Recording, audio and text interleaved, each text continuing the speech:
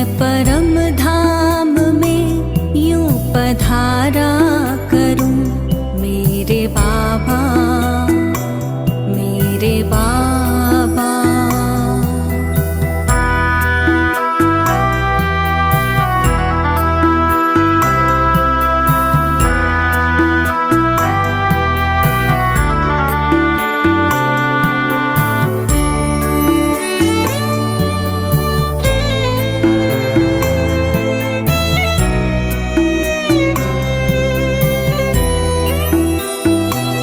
आपसे दिल की ऐसी लगन है लगी, आप में ही है रहता मेरा मन मगन।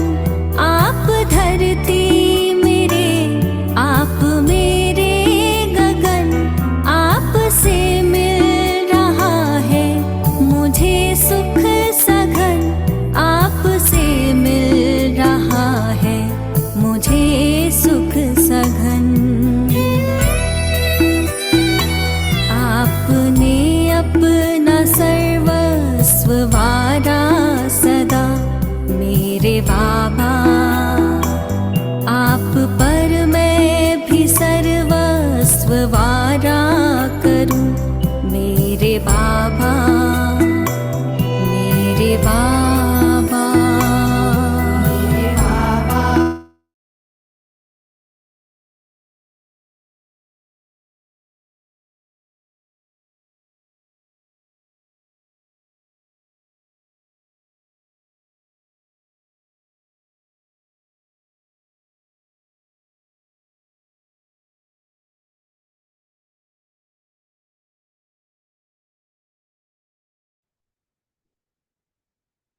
ओम शांति। महसूस कयो मां चैतन्य शक्ति आत्मा आहियां। ॾिसूं पंहिंजे पाण खे भ्रकुटी सिंहासन में विराजमान। मां आत्मा सितारे वांगे चमकां थी पई। मां आत्मा मां ॾिसूं निरंतर तेजोमय किरणें चइनी पासे फैलजनि थी पई। महसूस कयो मिठड़े बाबल जा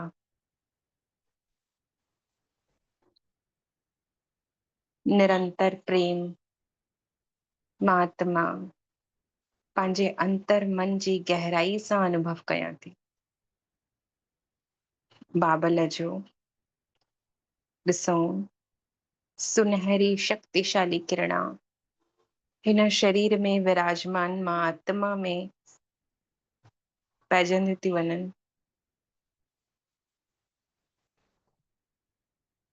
ऐं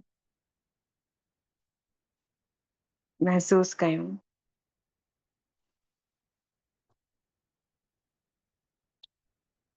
स्वयं भोलेनाथ भंडारी आयो आहे मां आत्मा खे मिठड़ा प्यारा महावाक्य ॿुधाइण। एतिरे ऊंचे ते ऊंचे धाम परम धाम मां हिन धरा ते हेठि लथो आहे मां आत्मा जे लाइ। ब्रह्मा तन में अवतरित थी ॾिसूं सम्मुख अची विया आहिनि परमात्मा पिता शिव। ऐं मां आत्मा बाबल जी याद में उनजी किरणा शक्तिशाली वठंदे हुए मिठड़े बाबल जी मिठड़ी वाणी ॿुधां थी। अॼु जी तारीख़ आहे 30 अप्रैल 2026।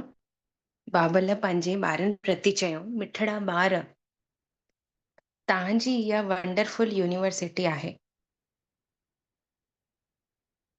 जंहिंमें बिगड़ी ठाहिण वारो भोलेनाथ भंडारी बाबा टीचर ठही करे तव्हांखे पढ़ाइनि था पिया। इहा असांजी वंडरफुल यूनिवर्सिटी आहे। यूनिवर्सिटी माना कॉलेज है न। हुन यूनिवर्सिटी में हिक शहर जा ॿार हिक शहर में ही पढ़ी सघंदा आहिनि, लेकिन इहा हिकिड़ी अहिड़ी वंडरफुल यूनिवर्सिटी आहे बाबा चवनि था जंहिंमें तव्हां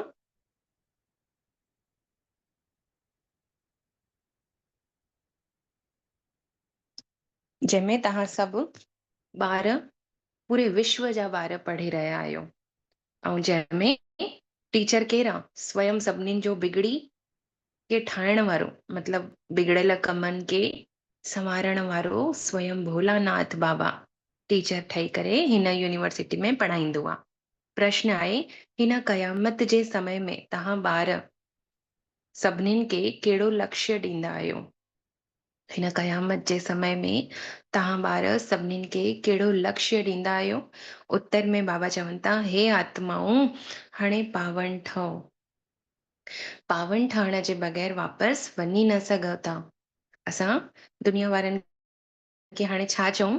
हे आत्माऊं, हाणे पावन ठहियो। है न, बाबा ने असांखे इहो लक्ष्य ॾिनो अथई, असां हाणे ॿियनि खे इहो लक्ष्य ॾियूं की न पुरानी दुनिया मां वापसि पावन ठाहिण बग़ैर वञी न सघंदासीं।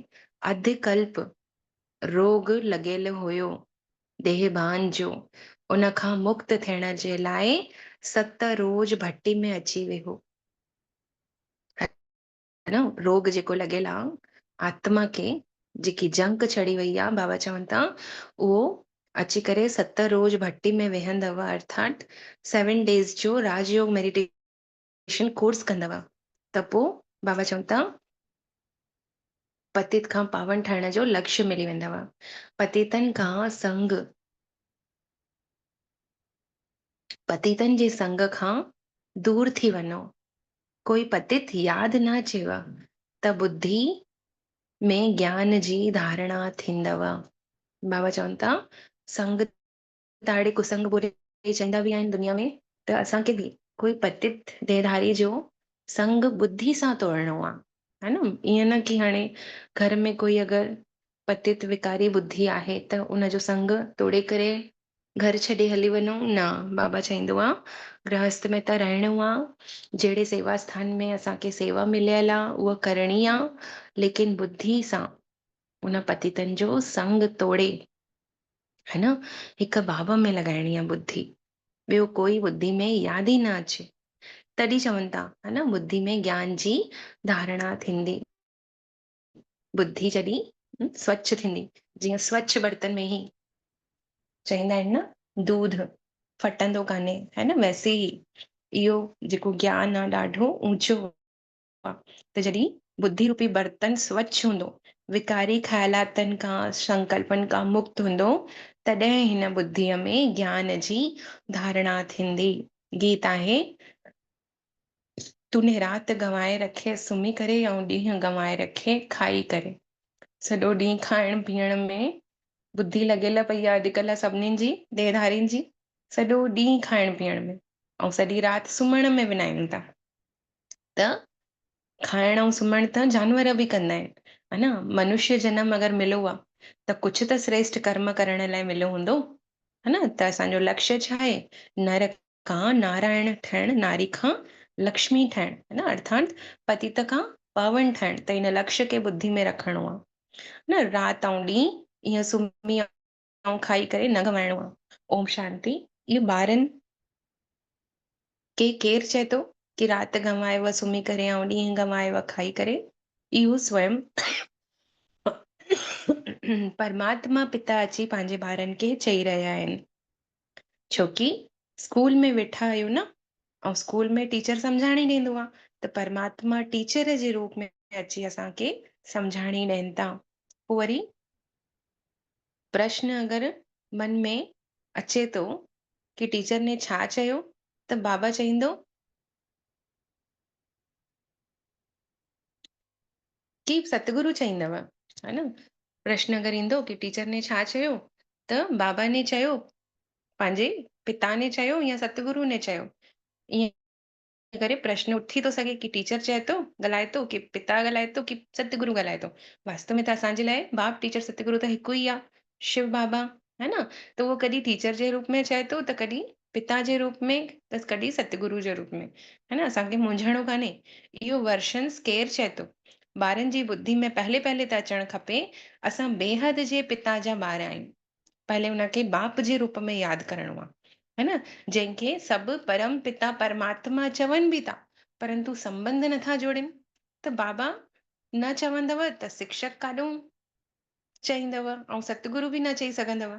त पहले पहले त हुनखे बाप चवणो आहे कि असांखे उहो माता पिता जे रूप में पालना करे रहियो आहे, ऐं टीचर शिक्षक जे रूप में पढ़ाई कराए थो, ऐं सतगुरु जे रूप में वरदाननि सां भरपूर करे मुक्ति ॾे थो, है न, मुक्ति जीवन मुक्ति में वठी थो हले, सदगति कराए थो आत्मा जी। त इहा तव्हांजी बुद्धि में अथव, बाबा चवनि था।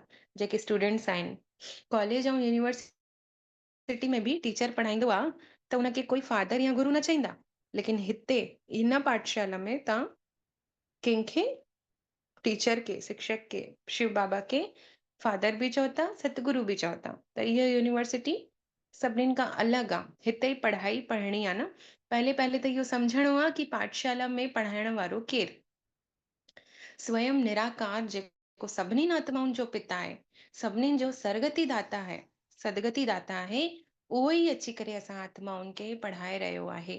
इहा पूरी रचना उन हिक जी रचता जी प्रॉपर्टी आहे।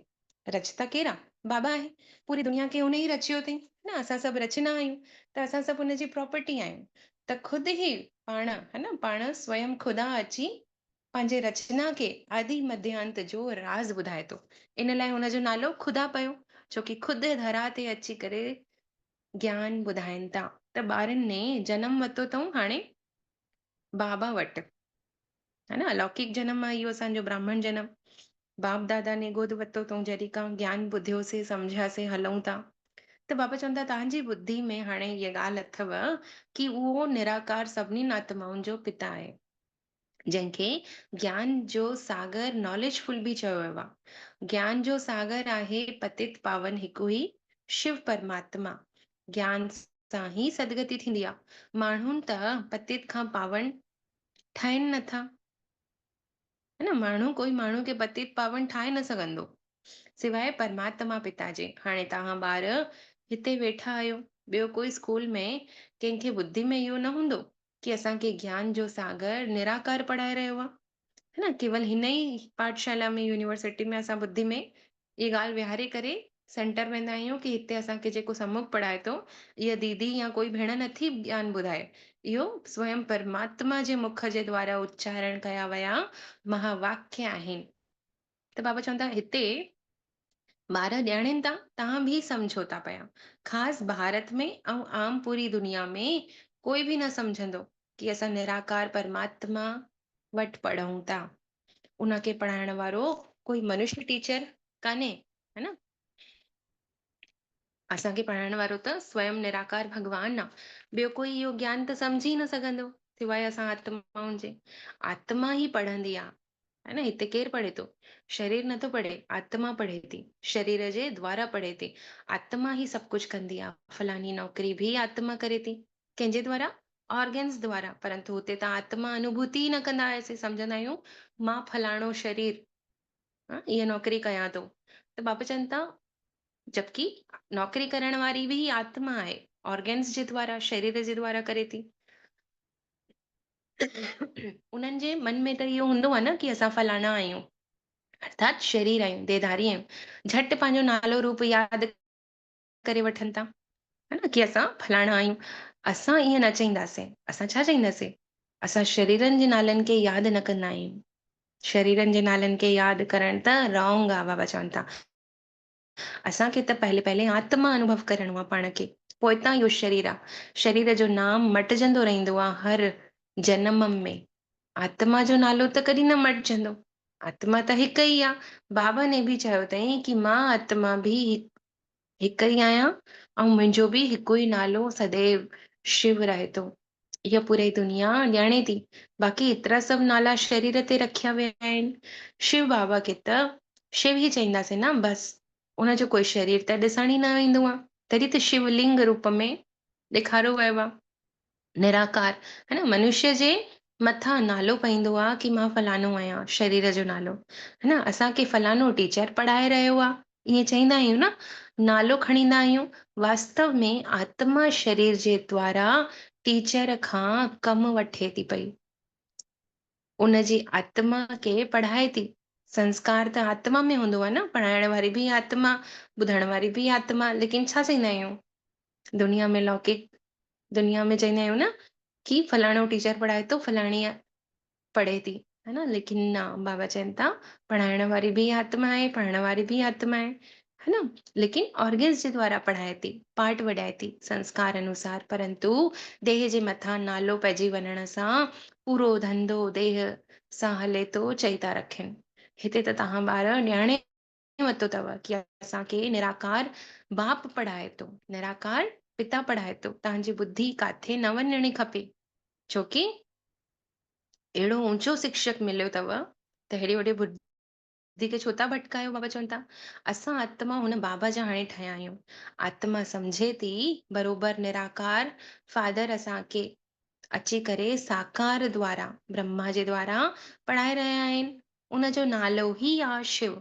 शिव जयंती बि मल्हाईंदा हुआसीं। शिव त आहे हिकिड़ो ई बेहद जो पिता, उनखे ई परम पिता परमात्मा चयो वियो आहे। इहो सभिनी आत्माउनि जो पिता आहे, शिव परमात्मा पिता। हाणे हुनजी जयंती कीअं मल्हाईंदा आहियूं, जॾहिं पतो ई कोन्हे कि उहो कॾहिं अची करे जनम वरितई, जो कि भॻवान खे अजूणी चयो वियो आहे कि उहो गर्भ में न ईंदो आहे, है ना? लेकिन आत्मा त शरीर में प्रवेश करे थी, गर्भ में पहले अचे थी, मथां खां अचे थी त गर्भ में प्रवेश करे थी, हुनजे बाद गर्भ मां जनम वठे थी, लेकिन इहो कंहिंखे बि मालूम ई कान्हे कि आत्मा कीअं मथां अचे थी, पोइ वरी गर्भ में प्रवेश करे थी, पोइ वरी गर्भ जे द्वारा शरीर धारण करे ॿाहिरि अचे थी। त क्राइस्ट खे धर्म स्थापक चयो वियो आहे। उनजी आत्मा बि पहले पहले मथां खां हेठि लथी, है न? शुरू शुरू त सभु आत्माऊं पहले पहले जेको जनम वठंदियूं आहिनि उहे बि मथां खां हेठि लहंदियूं आहिनि। त क्राइस्ट जी आत्मा बि पहिरें जनम में हेठि लथी,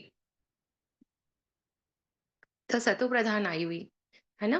पोइ वरी धीरे धीरे विकर्म कंदे कंदे उहा आत्मा बि सतो रजो तमो में अची विकर्म कंदे कंदे तमो प्रधान थी वञे। त पहले आत्मा जेकी ईंदी सतो प्रधान हुजण जे कारण कोई दुख न भोगंदी आहे। जॾहिं मथां असां लथा हुआसीं त देवी देवता हुआसीं पहले जन्म में, त असां बि सुख भोॻियासीं, है न? त पोइ द्वापर युग में जॾहिं धर्म स्थापक बि लथा, जीअं क्राइस्ट थी वियो, गौतम बुद्ध थी वियो, या शंकराचार्य थी वियो जेको गुरु, ऐं जीअं धर्म उहे महात्मा जेके आहिनि, संत आहिनि, उहे सभु उन्हनि जो एॾो नामाचार्य छो थींदो आहे? छोकी उहे आत्मा पहिरीं पहिरीं बार मथां खां हेठि लथियूं आहिनि, है न? त बाबा चवनि था अधु टाइम जॾहिं पूरो थींदो आहे त विकर्म करणु लॻी पवंदियूं आहिनि। पोइ वरी जॾहिं नामाचार्य थी वेंदो अथनि, विकर्म करणु चालू कंदियूं आहिनि, त पोइ पाप कर्म जो घड़ो भरिजी वेंदो अथनि, त पोइ वरी ॾिसो आए दिन ॿुधण में ईंदो आहे न, फलाणे गुरू ने इहो विकर्म कई ऐं जेल में हली वियो। त बाबा चवनि था पोइ वरी नालो पंहिंजो ख़राब थी करे वठनि। लेकिन शुरू शुरू जॾहिं लहनि थियूं मथां, त ओॾी महिल त ॾाढो नामाचार्य थियनि थो न, छोकी पावन लथियूं आहिनि न। द्वापर युग में पहिरीं जनम वठी करे हेठि लथियूं आहिनि। त अॼु खां 5000 साल पहले बरोबर सूर्यवंशी राजधानी हुई। सभु धर्म बाद में ईंदा आहिनि, है न? शुरू शुरू त केवल आदि सनातन देवी देवता धर्म हुयो। भारत खे अविनाशी खंड चयो वियो आहे, ॿियो कोई खंड त हुयो ई न। त शिव बाबा आहे बिगड़ी खे ठाहिण वारो। भोलानाथ शिव खे ई चयो वियो आहे, ना कि शंकर खे। भोलानाथ शिव बिगड़ी खे ठाहिण वारो आहे। हिकु गीत आहे न, बिगड़ी बनाने वाले, क्या तूने दुनिया बनाई, काहे को दुनिया बनाई। त चवंदा आहिनि न कि भोलानाथ शिव शंकर आहे, लेकिन भोलानाथ बाबा चवनि था शिव खे चयो वियो आहे, छोकी भोलनि जो बाबा आहे उहो, है न? जेके भोला भोला ॿार आहिनि, भोलानाथ शिव असां ॿारनि जी बिगड़ी खे ठाहिण आयो आहे। जेको असांजो कम बिगड़जी विया हुया, उन कमनि खे ठाहिण आयो आहे। कर्म जेके असांजा बिगड़ी विया हुया, है न, चईंदासीं। ईअं न कि असांजा कोई धन जो लॉस थिए थो त बाबा धन ॾियण अचे थो, न। बिगड़ी ठाहिण अर्थात असांजा जेके कर्म विकर्म थी विया हुया, उन कर्मनि खे विकर्मनि खे वापसि श्रेष्ठ कर्म कराइण अचे थो। त शिव ऐं शंकर हिकु कोन्हे, अलॻि अलॻि आहिनि। ब्रह्मा विष्णु शंकर जी कोई महिमा ई कान्हे, महिमा त सिर्फ़ हिक शिव जी आ, जो बिगड़ी खे ठाहे थो। है न? बिगड़ल आदतनि खे सुधारे थो। चए थो कि मां साधारण बूढ़े तन में, न ॿुढे तन में अचां थो। इन ने ई कहिड़ो आहे ॿुढो तन? इहो ब्रह्मा बाबा जो। केतिरो 60 साल जी उमिरि थी वञेसि, तॾहिं हुन में परमात्मा प्रवेश करेसि थो। है न? छोकी इहो अनुभवी रथ हुयो ॾाढो, गृहस्थी बि थी चुको हुयो। त इन ने ई 84 जनम पंहिंजा पूरा कया अथईं। इन ई जे तन जो आधार छो वठींदा आहिनि परमात्मा? छोकी पहिरियों त इहो पूरे 84 जनम इन पूरा कया आहिनि। इहे कृष्ण जी आत्मा। इन ने ही पिछले कल्प में नंबर 1 पुरुषार्थ करे कृष्ण जो जनम वरितईं। त कल्प बाद बि उन जी आत्मा खे भॻवानु चुनींदो आहे। त पोइ बाबा चवनि था हिन पंहिंजा 84 जनम पूरा कया अथईं ब्रह्मा बाबा ने। हाणे खेल पूरो थियो। इहो पुरानो चोलो, पुराना संबंध हाणे खलास थियण वारा आहिनि। हाणे कंहिंखे यादि कयूं? ख़तम थियण वारी चीज खे यादि थोरी कयो वेंदो आहे। नयो मकान ठहंदो आहे त पुरानो मकान सां दिलि हटी वेंदी आहे। इहो पोइ आहे बेहद जी ॻाल्हि। सर्व जी सदगति थींदी ई आहे। अर्थात रावण जे राज्य सां सभिनीनि खे छुटकारो थो मिले। रावण ने सभिनीनि जो कर्म विकर्म करे रखिया हुई। है न? रावण ने मतलब विकारनि ने असांजी जेको बिगड़ी ठाहिण बाबा अचे थो, त बिगाड़ण वारो केरु? रावण आहे। अर्थात विकार आहिनि। त विकारनि ने असांखे बिगाड़े रखियो हुई। असांजा कर्म ख़राब थी विया हुया। लेकिन बिगड़ी खे ठाहिण लाइ परमात्मा हाणे अचनि था। त बाबा चवनि था रावण जे राज्य खां हाणे छुटकारो मिले थो। रावण ने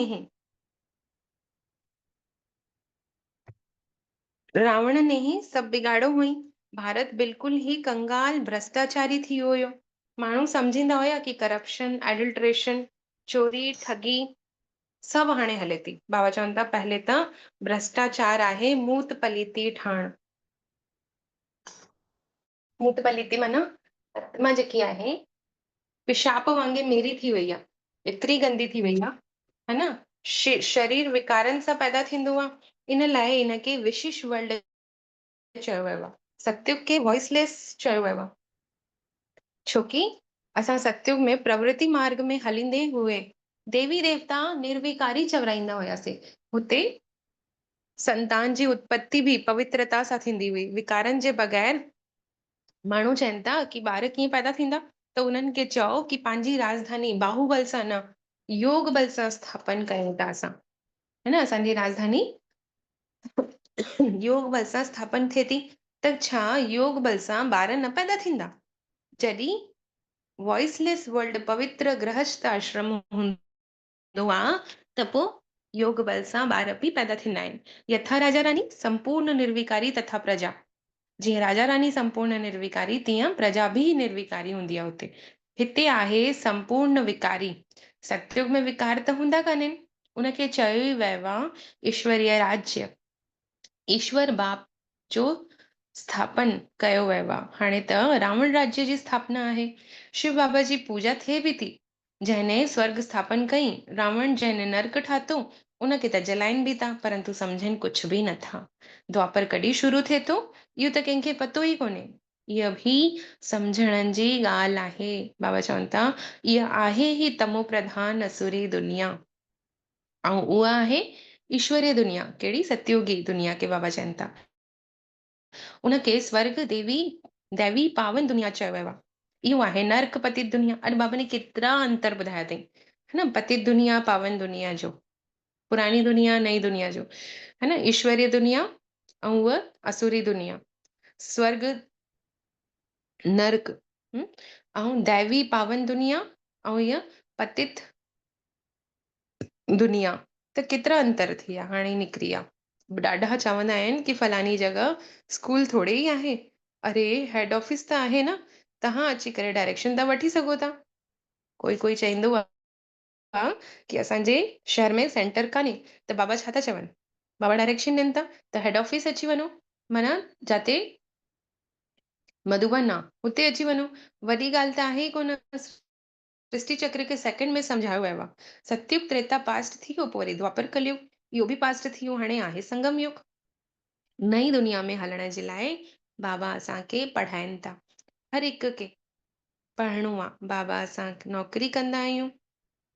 कोई चए थो अच्छा हिकु हफ़्तो ज्ञान वठण अचो, पोइ वरी नौकरी करण वापसि हली वञो, पोइ कमकार कंदे बि यादि कयो, बाबा चवनि था। ऐं मुरली त तव्हांखे घर वेठे बि मिली सघे थी पई। घर वेठे बि ॾिसो मुरली ॿुधूं था न। लेकिन बाबा चवनि था पहले त 7 रोज भट्टी में ज़रूर अचणो आहे। भल 7 रोज ईंदव, परंतु सभिनी जी बुद्धि हिक जहिड़ी न हूंदी। कंहिंखे त हिक ई ॾींहं में निश्चय थी वेंदो आहे, कंहिंखे त 7 रोज भट्टी 3 4 5 बार करण जे बाद भी निश्चय न वेंदो आहे।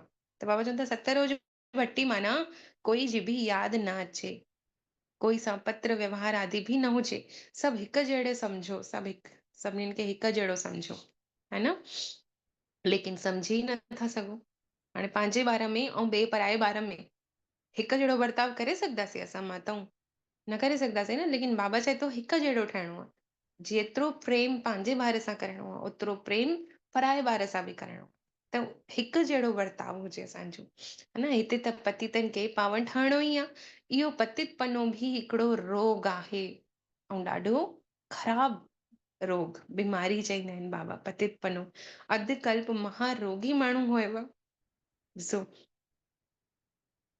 जेको रोग हूंदो आहे उन सां केतिरी हिकदमि ॿुधी करे ई नालो ख़राब लॻंदो आहे न। त पतितपनो माना विकारनि में वञण बि बाबा चए थो हिकु प्रकार जो रोग आहे। अधकल्प जे लाइ महारोगी माण्हू हुयव, उनजो अलॻि, उन्हनि खे अलॻि विहारणो पए, कोई जो बि संग न हुजे, ॿाहिरि हली वञनि, उल्टो सुल्टो खाईंदा आहिनि पतित जे हथ जो, तव्हांखे त खाइणो बि कान्हे। सतयुग में देवता पावन हूंदा हुया।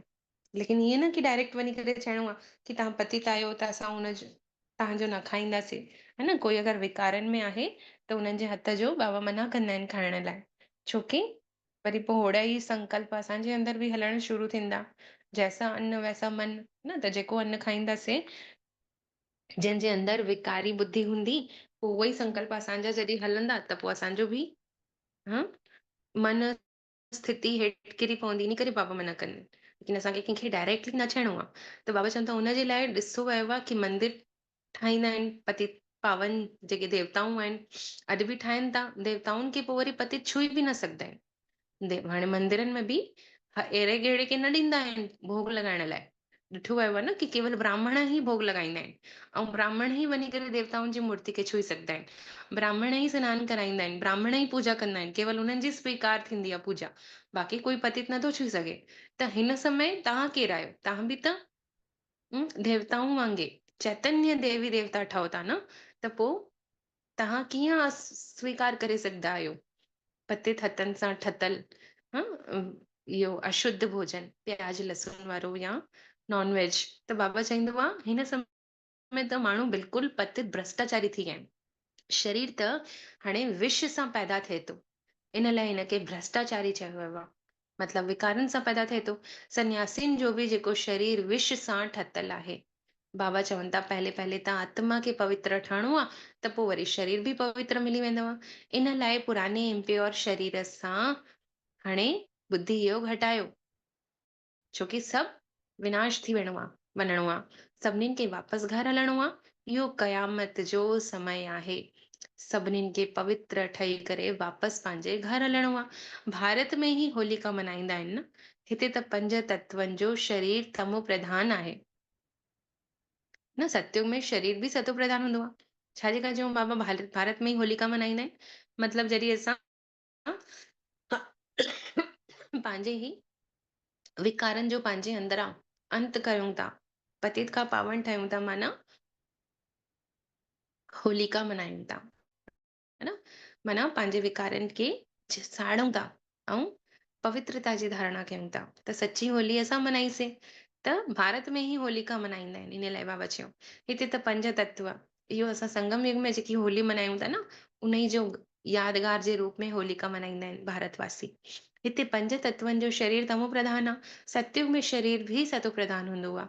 श्री कृष्ण जो चित्र आहे न, नर्क खे लत मारे थो पियो, छोकी सतयुग में वञणो अथसि। त मुर्दे खे बि जॾहिं शमशान वठी वेंदा आहिनि, त पहले मुंहुं शहर तरफ़, पेर शमशान तरफ़ कंदा आहिनि। पोइ वरी जॾहिं शमशान जे अंदरि घुसंदा आहिनि, त मुंहुं शमशान तरफ़ ऐं पेर दुनिया वारनि जे तरफ़। अर्थात हाणे हिन खे शमशान में वञिणो अथसि। उन जे तरफ़ मुंहुं कंदा आहिनि ऐं पेर दुनिया वारनि जे तरफ़, मतिलबु दुनिया वारनि खे हाणे पेर ॾेखारे वञे थो। त हाणे तव्हां स्वर्ग वञो था पिया, त तव्हांजो मुंहुं उन तरफ़ हुजणु खपे ऐं पेर हुजणु खपनि हिन पुरानी दुनिया तरफ़। त शांतिधाम ऐं सुखधाम, इहे ॿई असांजी हाणे ॿुधी में आहिनि। त बाबा चवनि था, पैर तव्हांजा दुखधाम तरफ़ हुजेव ऐं मुख शांतिधाम ऐं सुखधाम तरफ़ हुजेव। उते त मुर्दनि जी ॻाल्हि चई वई आहे, जेको उदाहरण बाबा ने ॾिनो शमशान वारो। त हिते त पुरुषार्थ करणो हूंदो आहे, असां जीते जी पाण खे मुर्दो सम्झूं, अर्थात आत्मा सम्झूं, ऐं पंहिंजा पेर दुखधाम तरफ़ कयूं ऐं मुख सुखधाम ऐं शांतिधाम तरफ़ कयूं। त स्वीट होम खे यादि कंदे कंदे बाबा चवनि था, तव्हां आत्माऊं स्वीट होम अर्थात परमधाम हली वेंदव। इहा आहे बुद्धि जी प्रैक्टिस। हाणे बाबा वेही करे सभु राज़ सम्झाइनि था। तव्हां ॼाणे वरितो अथव कि हाणे असां आत्माउनि खे वञिणो आहे घर पंहिंजे। इहो पुरानो चोलो, पुरानी दुनिया आहे। नाटक त पूरो थियो। नाटक पूरो थियो माना 84 जन्मनि जो असां हाणे पार्ट वॾाए वरितोसीं। इहो बि सम्झण जी ॻाल्हि आहे कि 84 जन्म पूरा सभु कोई न वठंदो आहे। कोई 80, 82, 79, हा 75, 70 ईअं। त नंबरवार पुरुषार्थ अनुसार, त जेतिरो जास्ती पुरुषार्थ कंदो, ओतिरो जास्ती जनम वठंदो, ऐं ओतिरो जास्ती उहो दुखी बि उहो ई थींदो आहे, ओतिरा जास्ती दुख बि उहो ई भोॻींदो। जीअं ब्रह्मा बाबा केतिरा कलंक लॻेसि, ऐं सभिनी खां नंबर 1 बि उहो ई थियो। त अॼु जी त बाबा चवनि था, अचो बि था बाद में ऐं धर्म में ज़रूरु उन्हनि खे उन्हनि जा घटि जनम हूंदा। जेके धर्म स्थापक बि बाद में ईंदा आहिनि न द्वापर युग में, ज़रूरु उन्हनि जा बि बाबा चवनि था घटि जन्म हूंदा। इस्लामी खां बौद्धिन जा जन्म घटि हूंदा आहिनि, वरी क्रिश्चियन जा उन खां घटि। छोकी सभिनि खां पहिरियों इस्लामी धर्म जी स्थापना थी, पोइ बौद्धी धर्म स्थापन थियो, पोइ वरी क्रिश्चियन धर्म जी स्थापना थी।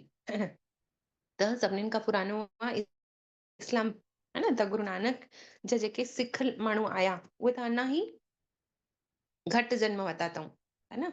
गुरु नानक खे 500 साल त बसि थियो आहे अची करे, त हुनजा 84 जन्म पूरा कीअं थींदसि।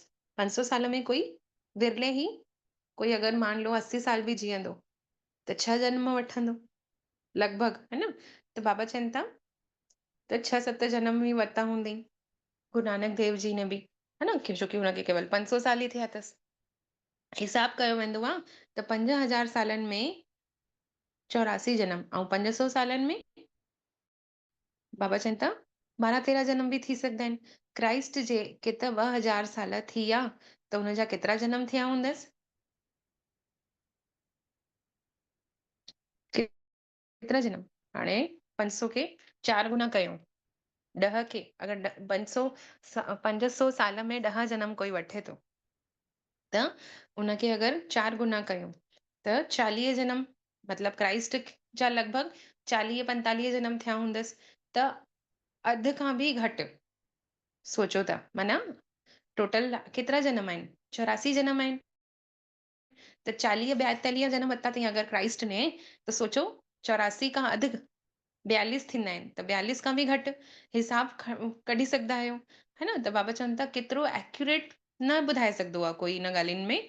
डिबेट न करिणो आहे कंहिंसां, जास्ती टाइम वेस्ट न करिणो आहे असांखे, है न। इहो बाबा अंदाज़ो ॿुधाइनि था। त तव्हांजो कमु आहे बसि केवल बाबा खे यादि करणु, इन फालतू ॻाल्हियुनि में बुद्धि न गवाइणी आहे। बाबा खां योग लॻाइणो आहे, चक्र खे ॾियारणो आहे, बाक़ी पाप नष्ट थींदो आहे या यादि सां।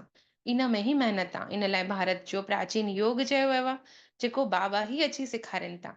सत्युग त्रेता में त योग जी ॻाल्हि ई कान्हे। पोइ वरी भक्ति मार्ग में हठ योग शुरू थिए थो। इहो आहे सहज राजयोग, जेको ज्ञान मार्ग में शुरू थियो आहे। बाबा सम्झाणी ॾियनि था, मूंखे यादि करण सां तव्हां पावन ठही वेंदव। मूल ॻाल्हि आहे बसि यादि जी, कोई बि पाप न करिणो आहे हाणे। ऐं यादि कंदे ईंदासीं बाबा खे त पाप कर्म ऑटोमेटिक न थींदो। ऐं यादि नथी हुजे त पाप कर्म ऑटोमेटिक थिए थो। त पूरो मैदान यादि जे मथां बाबा चईंदा आहिनि, है न। देवी देवताउनि जे मंदिर ॾिसो केतिरा पावन आहिनि। पुजारी त पतित हूंदा आहिनि न, पावन देवताउनि खे सनानु आदि कराईंदा आहिनि। वास्तव में पतित जा हथ बि न लॻणा खपनि। इहे सभु आहिनि भक्ति मार्ग जा रसम रिवाज। हाणे त तव्हां पावन ठही रहिया आहियो, पवित्र ठहो था, त पोइ वरी देवता ठही वेंदव। हुते त पूजा आदि जी दरकार ई न हूंदी। सर्व जग सदगति दाता त आहे ई हिकु परम पिता परमात्मा, जंहिंखे भोलानाथ बि चयो वियो आहे। बाबा चए थो मां अचां ई थो पतित दुनिया पतित शरीर में, पुराणे रावण राज्य में गर्भ मां नथो प्रवेश करे, वो पतित शरीर में पतित दुनिया में अचे थो। हाँ, कोई भी तन में प्रवेश करे मुरली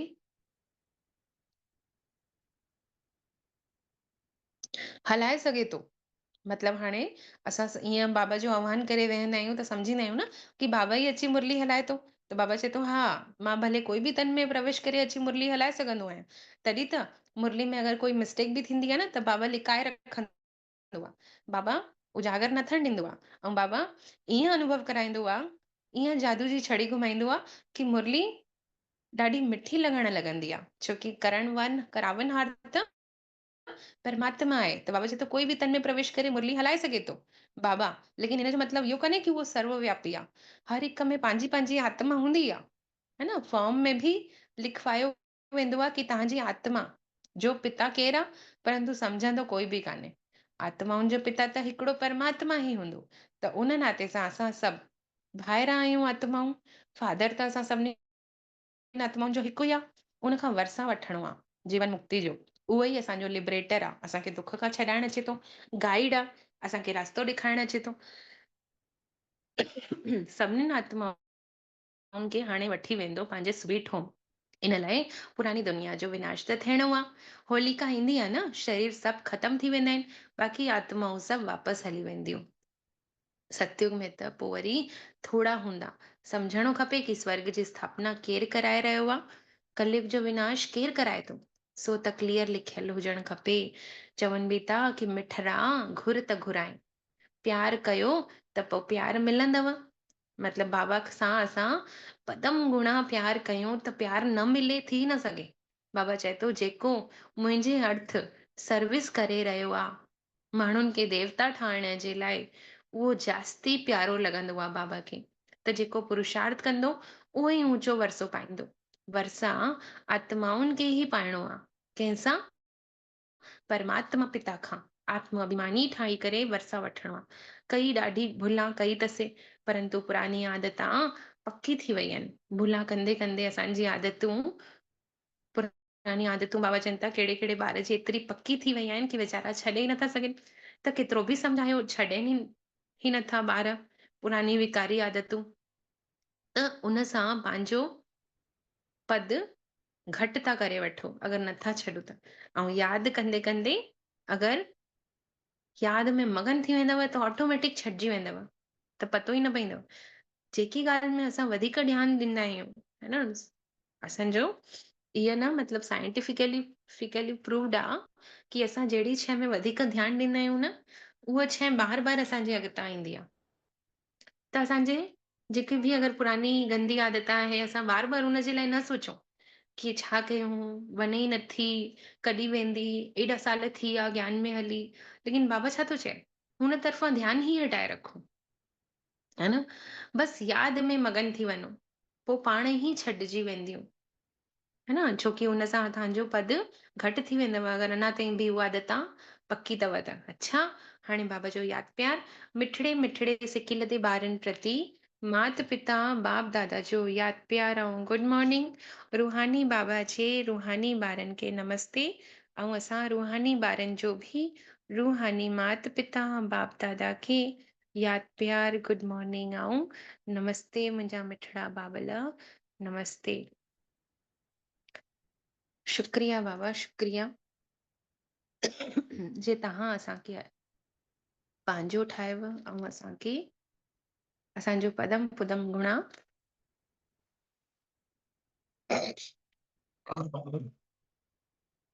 सौभाग्य जॻायो। धारणा जे लाइ मुख्य सारा। पहिरियों, कहिड़ी बि ॻाल्हि में कंहिंसां डिबेट न करणो आहे। डिबेट करे पंहिंजो टाइम वेस्ट न करणो आहे। व्यर्थ जी ॻाल्हियुनि में बुद्धि जास्ती न हलाइणी आहे। बाबा ने अॼु कहिड़ी ॻाल्हि चई व्यर्थ जी आहिनि, जेको बाबा ने थोरो क्लियर कयूं कि जेके 84 जन्म पूरा वरिता अथऊं उन्हनि खे ई ज्ञान मिलंदो है न। ऐं लास्ट में जेके धर्म स्थापक आहिनि जंहिं 40 42 जन्म वरिता अथऊं जीअं क्राइस्ट ने, त उहो बि काथे न काथे अंत में पंहिंजे अंतिम जन्म में ज्ञान ॿुधी करे ई मथे वेंदो, तॾहिं त उनजा कर्म श्रेष्ठ थींदसि, तॾहिं त उहो अची करे पंहिंजे धर्म जी स्थापना कंदो द्वापर युग में ऐं नामाचार्य थींदुसि, है न। अंत समय त सभिनीनि खे ज्ञान में अचणो ई आहे, लेकिन हिनमहिल कोई बि ज्ञान में कोन्हे को। लेकिन हिन सभु ॻाल्हियुनि में बाबा चए थो जास्ती न वञिणो आहे।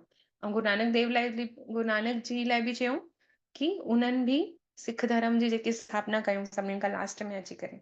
वास्तव में उहो कोई एॾो वॾो धर्म कान्हे को, लेकिन हिंदू मां ई सिख निकिता, है न। जेको गुरु नानक देव जी के 500 साल ई थिया अथसि अची करे हिन धरा तां वञी करे, त लॻभॻि हुन 12-13 जन्म वरिता हूंदई। त बाबा चवनि था 84 जन्म ॾिसो, सभिनीनि खां वॾो ऐं ऊचो पाठ तव्हांजो आहे। उन्हनि खां बि श्रेष्ठ असां आहियूं केरु धर्म स्थापकनि खां। लेकिन असांखे हिननि ॻाल्हियुनि में कंहिंसां बि डिबेट करे टाइम वेस्ट न करणो आहे, है न। डिबेट करे मतिलबु बहस न करणी आहे। व्यर्थ जी ॻाल्हियुनि में बुद्धि खे जास्ती यूज़ न करणो आहे, है न। जेतिरो थी सघे यादि जी यात्रा सां बसि पंहिंजो विकर्म विनाश करणो आहे। आत्म अभिमानी रहण जी आदत विझणी आहे। मतिलबु पंहिंजे अंदरि जेकी पुरानी आदतूं आहिनि उहे छॾाए करे पाण खे आत्मा सम्झण जी आदत पकी करणी आहे। जी हाँ, आत्मा अनुभूति संडे जी मुरली में बि बाबा ने चयूं कि नेचुरल नेचर ठही वञे, मतिलबु हुनखे यादि करण जी महिनत न लॻे। जीअं सतयुग त्रेता युग में ऑटोमेटिक आत्मिक स्मृति हूंदी आहे, ऐं जीअं द्वापर कलयुग में ऑटोमेटिक देह जी स्मृति हूंदी आहे, वैसे ई हाणे संगम युग में ऑटोमेटिक आत्मिक स्मृति न छॾिजे, उहा पक्की थी वञे।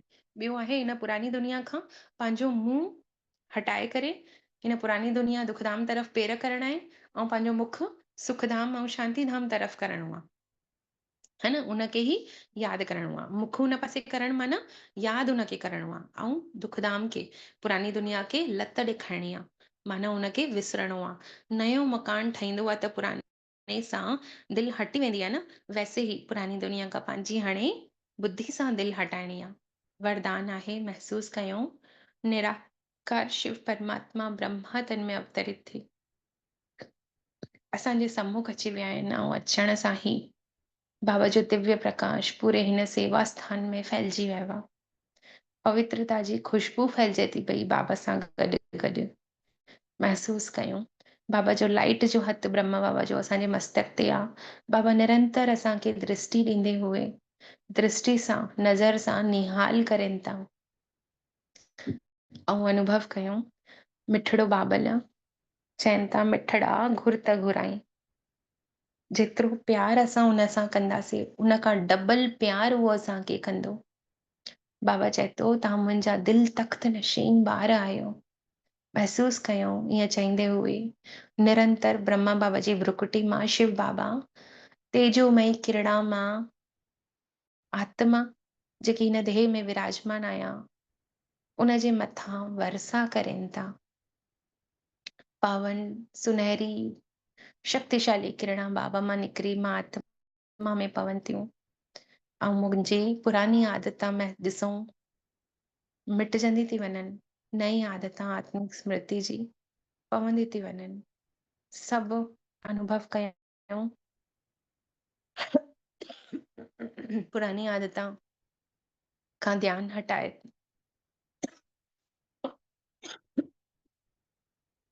उन्हनि खे पूरी तरह सां विसरी केवल आत्म अनुभूति जी यादि पकी कयूं था।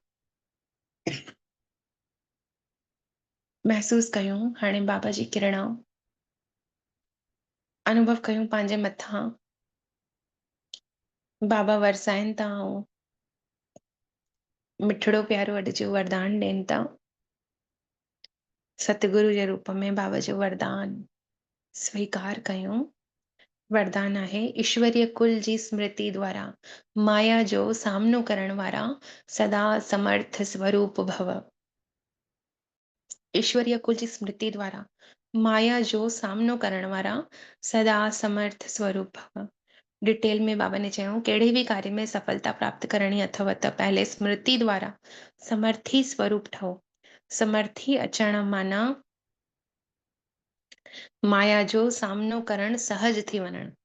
त समर्थी कीअं थींदी? स्मृति जे द्वारा। स्मृति कहिड़ी? कि मां सफलता स्वरूप आत्मा आहियां। इहा स्मृति हूंदी त समर्थी ईंदी। समर्थी माना करण जी हिम्मत। त उहो हिम्मत कॾहिं ईंदी? स्मृति सां। ऐं हिम्मत जॾहिं अचे थी त पोइ छा थो थिए? समर्थी अचे थी माना माया जो सामनो करणु सहज थो थी वञे। त जैसी स्मृति बाबा चए थो ओढ़ो स्वरूप ठही वञे थो। इन लाइ सदा पावरफुल स्मृति हुजेव कि जेसि ताईं ईश्वरीय जनम आहे तेसि ताईं हर सेकेंड, हर संकल्प, हर कार्य मां ईश्वरीय सेवा ते कंदमि। मतलब सदैव इहा स्मृति हुजे। जंहिंजो बि अनम्यूट थी वियो आहे प्लीज म्यूट करे वठो।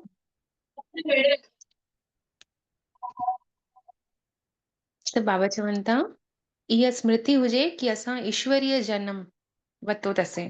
इहो असांजो लौकिक माता पिता जो जनम कान्हे। असांजो माता पिता स्वयं भगवान न आहे। उनजे द्वारा असांजी पालना थिए थी।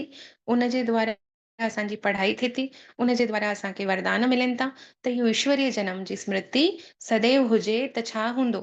त छा थींदो? असांजो हर सेकेंड, हर संकल्प, हर कार्य ईश्वरीय सेवा में सफल थींदो। असांजो इहो ईश्वरीय कुल आहे। इहा स्मृति जी सीट सभिनीनि कमज़ोरियुनि खे समाप्त करे वठंदव। कोई बि कमज़ोरी आहे अगरि असांजे अंदरि त उहा समाप्त करण जो बाबा ने अॼु युक्ति ॿुधाई। छा युक्ति आहे? कि असां स्मृति रखूं सदैव इहा कि मां ईश्वरीय कुल जी आहियां त सभु कमज़ोरियूं स्वतः समाप्त थी वेंदियूं। स्लोगन आहे सत्य समय प्रमाण स्वयं पाण ई सिद्ध थी वेंदो आहे। है न? सत्य जेकी ॻाल्हि हूंदी आहे, सच्चाई हूंदी आहे, उहा समय प्रमाण मतलब हुनखे समय सिद्ध कंदो आहे। असांखे सिद्ध करण जी ज़रूरत कान्हे। असां छा कंदा आहियूं? पंहिंजो वञी करे मुंहुं खोलींदा आहियूं कि माने ईअं न कयो, मुंहिंजी कोई ग़लती कान्हे, मां ग़लती जे बिना ग़लती जे मूंखे तव्हां सज़ा न ॾियो। है न? असांखे पंहिंजे पाण खे सत्य प्रूफ करण जी ज़रूरत कान्हे। समय ऑटोमेटिक असांखे सच्चाई असांजी साम्हूं सभिनीनि जे प्रूफ करे वठंदो अगरि असां सचा आहियूं त समय ते विश्वास रखो कि समय प्रमाण सभु सिद्ध थी वेंदो। सच्चाई असांजी ज़रूरु सिद्ध थियणी आहे। है न? असांखे सिद्ध करण जी आवश्यकता कान्हे। इहे अव्यक्त शायरी जो पॉइंट आहे। महान ठाहिण जे लाइ मधुरता ऐं नम्रता जो गुण धारण कयो। डिटेल में बाबा ने चयो मेजोरिटी जे साम्हूं सर्विस में बाधा विझण वारा मुख्य विघन ईंदा आहिनि। माने इहो कयो, मां इहो करे सघां थो, इहो मैंपन अचणु, इनखे ई चयो वियो आहे ज्ञान जो अभिमान, बुद्धि जो अभिमान, सर्विस जो अभिमान। इन रूपनि में बि विघन ईंदा आहिनि। अगरि कोई चई रखई सर्विस करे कि माने इहो कयो, माने सेंटर में इहो ॾिनो, माना बाबा चए थो इहो बि हिकु प्रकार जो अभिमान आहे। त बाबा चवनि था इहो बि विघन रूप तो थी वञेव। हिन प्रकार जे विघन खे समाप्त करण जे लाइ सदा हिकु शब्द यादि रखणो अथव कि मां निमित्त आहियां। अगरि भॻवान मूंखे न ॾे हा, मुंहिंजा भंडारी न भरे हा त मां सेंटर में ॾियण जे क़ाबिल हुजां? सोचण वारी ॻाल्हि आहे। जेको ॾे थो उन जे भंडारी में अगरि कुझु ॾियूं था त मां न ॾिनो चऊं था। है न? त बाबा चए थो जॾहिं इन प्रकार जा विघन अचनि था, अगरि मां कयूं था त विघन था अचनि, त इन प्रकार जा विघन अचनि था माना इन विघननि खे समाप्त करण जो हिकु ई शब्द यादि रखणो अथव कि मां निमित्त आहियां। निमित्त ठहण सां निराकारी, निरंकारी ऐं नम्र चित निसंकल्प अवस्था में रही सघंदव। इहे ई धारणाऊं वंडरफुल निर्विघन ठाहे रखंदव। अच्छा। ओम शांति। केतिरी महसूस कयूं मां आत्मा निरण ते वेठल शक्ति स्वरूपा पंहिंजे ही निराकार स्वरूप ते स्थित आहियां। मां हिन शरीर जी रूपी मंदिर में जीती जागती मूर्त आहियां। सॼे संसार खे परमात्मा शक्ति जेका प्रकाश ॾेई रही आहे, मां उन्हीं परम पिता परमात्मा जी सिकी लधी लाडली ॿार आहियां। भगवान जे दिल ते चढ़ियल महसूस कयूं पंहिंजो पाण खे। हे शरीर कूड़ आहे, मां आत्मा सच आहियां। सच स्वरूप पंहिंजो पाण भरपूर आहे। निराकारी स्वरूप परम पिता परमात्मा जी किरणनि सां सजंदो थो वञे। मिठड़ो बाबा मां आत्मा खे पंहिंजी शक्ति ॾेई सिंगारींदा था वञनि। महसूस कयूं पंहिंजे सुनहरे सुनहरे चमकीले स्वरूप खे। पहिरियों मुंहिंजी लाइट हिकदम डिम हुई। धीरे धीरे मां आत्मा ॾीए वांगुरु परमात्मा जी याद में पंहिंजे ई प्रकाश खे वधंदो ॾिसां थी। उज्जवल किरणा मां आत्मा मां चारों तरफ़ चौधारी प्रकाश फैलाईंदे थी वञनि। प्रकाश फैलाईंदे फैलाईंदे जाते जाते पाण आहियूं उते उते परमात्मा जूं पवित्र किरणा पहुचनि थियूं। असां सभिनी आत्माउनि जी याद सां पाण सभु आत्माऊं परमात्मा जी याद में उन्हीं जी किरणनि में भिजंदा था वञूं। ऐं उहे किरणा चारों तरफ़ चौधारी घुमंदियूं थी वञनि। असां सभिनि जे चारों तरफ़ हिकिड़ो आभा मंडल तैयार थो थिए। महसूस कयूं उन आभा मंडल जे विच में मां आत्मा चमकां थी पई। इहो ई मुंहिंजो सच्चो स्वरूप आहे। इन सच्चे स्वरूप खे कोई मिटाए न सघे थो। इन सच्चे स्वरूप खे कोई टाले न सघे थो। सत्य अटल थींदो आहे। जीअं सिज चमकंदो रहंदो आहे, तीअं ई मां आत्मा बि अविनाशी चमकीली परमात्मा जी विशेष सत्ता आहियां। महसूस कयूं हिन शरीर रूपी निर्णतऊं धीरे धीरे पाण सभु उॾरूं था मथे। मां आत्मा हिन शरीर खे छॾे उॾरदे उॾरदे पहुचूं था परमात्मा ताईं। उन सुनहरे ॻाढ़े आसमान में पंहिंजो पाण खे ॾिसूं।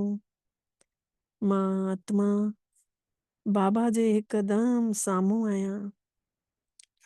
बाबा जे स्वरूप जे अॻितों मां आत्मा पंहिंजो पाण खे महसूस थी कयां। मुंहिंजो स्वरूप बाबा जे स्वरूप सां मैच थो करे। मुंहिंजे अंदर मिठड़े बाबा जी शक्तिशाली पवित्र किरणा मां आत्मा में समाइजंदियूं थी वञनि। मां आत्मा जे अंदरों जी मैल निकिरे थी। बाबा मूत पलीती कपड़ धोइण आया आहिनि। मां आत्मा जे अंदरों जा दाग मिटाइण आया आहिनि। मुंहिंजूं कमियूं कमजोरियूं कढण आया आहिनि। जन्मनि जन्मनि जा बोझ लाहिण आया आहिनि। महसूस कयूं केतिरनि जन्मनि खां पाण सभु बाबल मिठड़े जे लाइ केॾा प्यासा हुयासीं। हिकु भेरो त दर्शन मिली वञे। अॼु बाबा असां सभिनी जे मथां महिरबान थिया आहिनि। महसूस कयूं उन जी सची महिरबानी नज़रुनि में निहाल करनि था। आत्मा जे मथां पंहिंजी किरण वसाइनि था। जन्मनि जन्मनि जी मैल कढनि था। मां आत्मा धोपदी थी वञा, धोपदी थी वञा। मुंहिंजो स्वरूप उजागर तो थींदो वञे, मुंहिंजो प्रकाश वधंदो तो वञे। बाबा जी किरणा निरंतर मां आत्मा में समाईंदे समाईंदे मांखे बि चमकीलो था ठाहींदा वञनि। मां आत्मा जन्मनि जन्मनि जे बोझनि खां मुक्त थी थियां, जन्मनि जन्मनि जे बंधननि खां मुक्त थी थियां। महसूस थी कयां जन्मनि जन्मनि खां मां आत्मा केतिरे न प्यार लाइ तरसां पई। अॼु बाबल मिठड़ो मांखे सच्चो प्यार करे रहिया आहिनि। मांखे आत्मा खे पंहिंजी उन्हीअ सच्ची नज़र सां ॾिसनि था जंहिंसां मां आत्मा जो जनम थियो आहे। बाबा जी हिकु नज़र मां आत्मा जो जीवन मटे छॾियो अथऊं। महसूस कयूं परमात्मा जी उन्हीअ दिव्य दृष्टि खे जो ॾींहुं पहिरें ॾींहुं पाण सभिनी खे अनुभव थियो कि असां सभिनि जो पिता परमात्मा पाण निराकार आहे ऐं मां आत्मा बि निराकार आहियां। महसूस कयूं उन ॾींहं खे जंहिं ॾींहुं पाण सेंटर वञण जी शुरूआत कईसीं। महसूस कयूं पाण उन ॾींहं खे जंहिं ॾींहुं पहिरें ॾींहुं मधुबन पहुतासीं ऐं बाबल मिठड़े ने असां सभिनी खे उते साम्हूं मिठड़ी वाणी ॿुधाई। अनुभव कयूं उहे सभु ॾींहं कि कॾहिं असां कीअं हुयासीं। अॼु बाबा असां सभिनी खे केॾो परिवर्तन करे ऊंचो ठाहींदे था वञनि। गुरु नानक नाम चढ़ंदी कला, तॾहिं त लिखियल आहे। इहे ई संगम युग जूं ॻाल्हियूं असां आत्माउनि खे चाढ़ींदियूं थियूं वञनि ऐं इहे ई ॻाल्हियूं वरी शास्त्रनि में मोटिन थियूं। मां आत्मा जा सॼा विकार बाबा जे अॻितों जन्मनि जन्मनि जा विकर्म ख़तम थी विया। मां आत्मा जे जा दाग सभु मिटजी विया। मां साफ़ सुथरी पूरी दिव्य नज़र थी अचां। पंहिंजो पाण खे निहारियूं। मां आत्मा हिकदम साफ़ बेदाग हीरे वांगुर चमकां थी पई।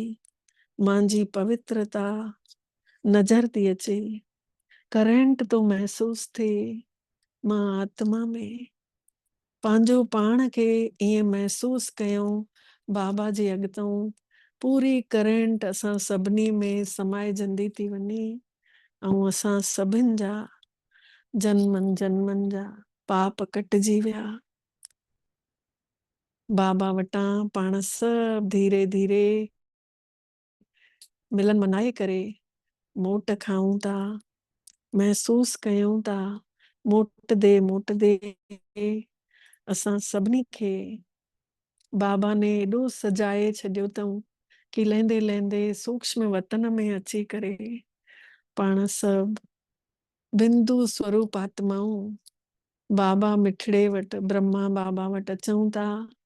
बाबा सभिनी खे फरिश्ते रूपी स्वरूप में आणनि था ऐं पाण सभु फरिश्ता बाबा जे अॻितों बीहूं था। हिकु हिकु ॼणे खे बाबा ॾाढो प्यार सां मथे ते हथ रखनि था, अखियुनि में दृष्टि ॾियनि था, प्यार सां सभिनी खे पुचकारनि था, मुंहुं मिठो कराइनि था, सभिनी खे सतगुरु वार जी टोली खाराइनि था। भोग लॻो आहे। दादियूं सभु असांखे ॾिसनि थियूं पयूं कि हे सभु ॿार बाबा जा सच्चा ॿार आहिनि।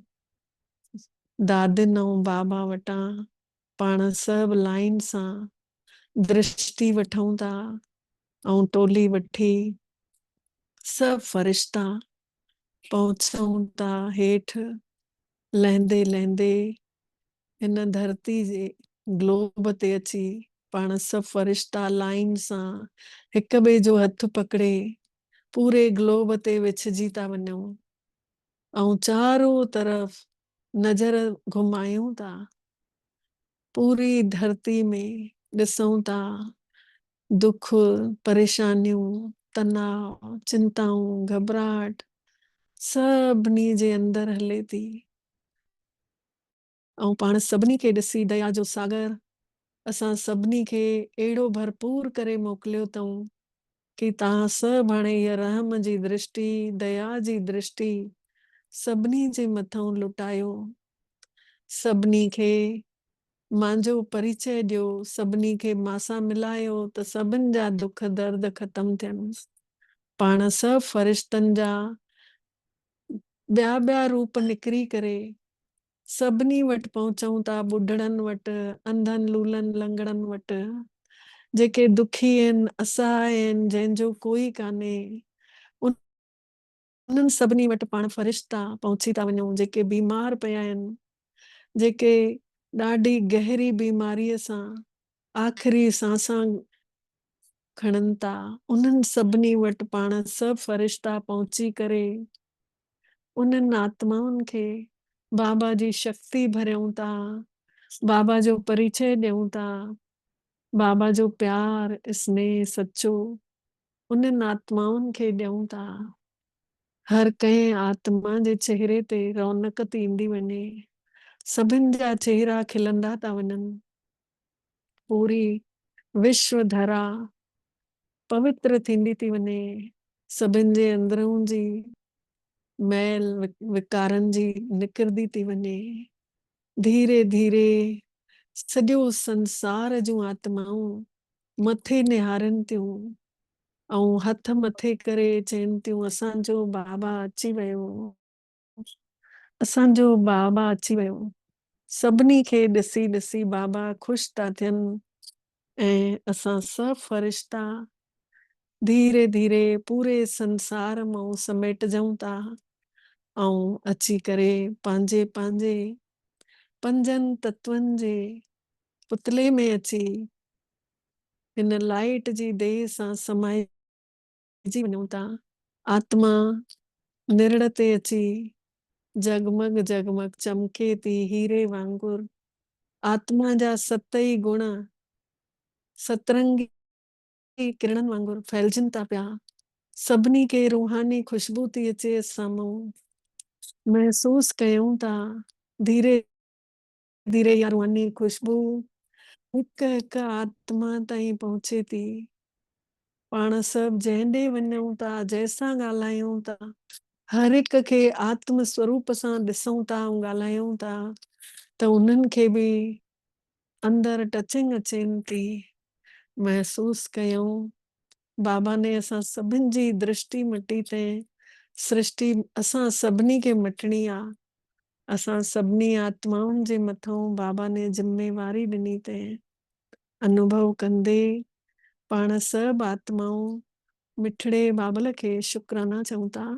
बाबा मिठड़ा, तव्हांजा दिलि सां बारंबार शुक्राना जे तव्हां असांखे अॼु अहिड़ो अनुभव करायव ऐं असां सभिनि जो भाग्य जगायव। ओम शांति, ओम शांति, ओम शांति। तव्हां सभिनी फ़रिश्तनि जा बि दिलि सां शुक्राना। सभिनी खे ओम शांति।